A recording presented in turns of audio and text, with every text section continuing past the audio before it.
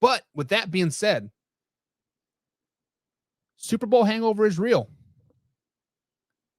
Super Bowl hangover is real. With that being said, the Philadelphia Eagles are going to struggle this season. They do have an easier schedule. I was expecting them to have a super hard schedule, but their schedule seems kind of be fairly favorable, right? But there's a team in the NFC East that I am more worried about as a Cowboys fan than the Philadelphia Eagles. There's a team out there that has been quietly making some really, really good moves. There's a team out there that has a running back on a 1-year deal. There's a team out there that signed their quarterback to a pretty lucrative deal. There's a team out there that just signed one of the steals of this off season in Isaiah Simmons for a 7th-round draft pick. And that is the New York Football Giants. Do you guys understand that this offseason, the New York Giants literally fixed every hole that they had on their offense?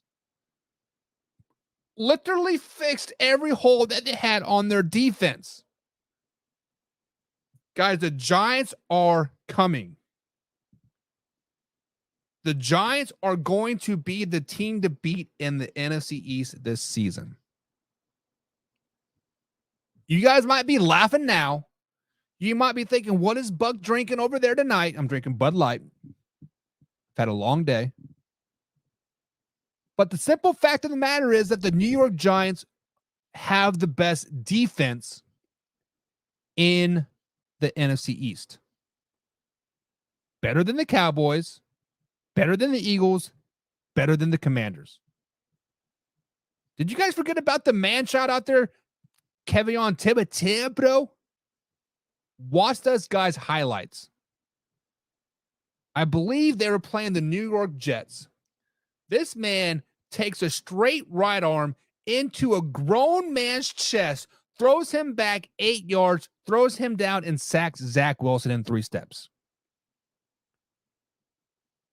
And then you add Isaiah Simmons to that. Guys, the New York Giants are a team not to be slept on. Do not sleep on the Giants. Arthur Brown says, do not sleep on the Commanders as well. This is the reason why I'm going to be sleeping on the Commanders, Arthur Brown. I do like Scary Terry. I do like that they have finally named Sam Howell the quarterback. However, the defense kind of has me like an right? Chase Young. A couple years ago, this guy was good. Really good. Then he tears his ACL. Comes back this season. Got a stinger in practice. A little stinger. Back in my day, we'd shake it off in the snow, right? Rub some dirt on it and call it a day. This man has missed 3 weeks with a stinger. A stinger. And let's not forget that just a month ago, was it after week 1 preseason? The offensive players were saying that Eric Bieniemy was too hard on him. Yeah, I'm not lying. They legitimately said that Eric Bieniemy is being too hard on him. He's bringing the wrong culture to town or something to that effect. I will post a blog again up on our Facebook page if you guys are curious about it. You guys wanted Eric Bieniemy to come in there to change the culture. You wanted EB to come in there to win you a Super Bowl, to give you a best offense in the league. And now you're complaining about it? The man's too rough on it? The man's too hard on us? What? That is the reason why I do not like the Washington Commanders this season. It takes time to build a culture. It takes time to right the ship. In many high schools and colleges, it takes about 2-3 years to get your guys to buy into the system. If you're successful, might take a little bit faster, right? In the NFL, yes, there is a new ownership in Washington, D.C. They still got the same head coach there in Ron Rivera.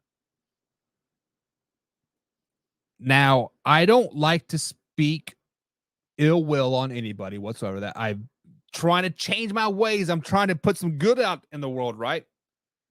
But unfortunately, Ron Rivera kind of has a pass the next couple of years because of the passing of his wife.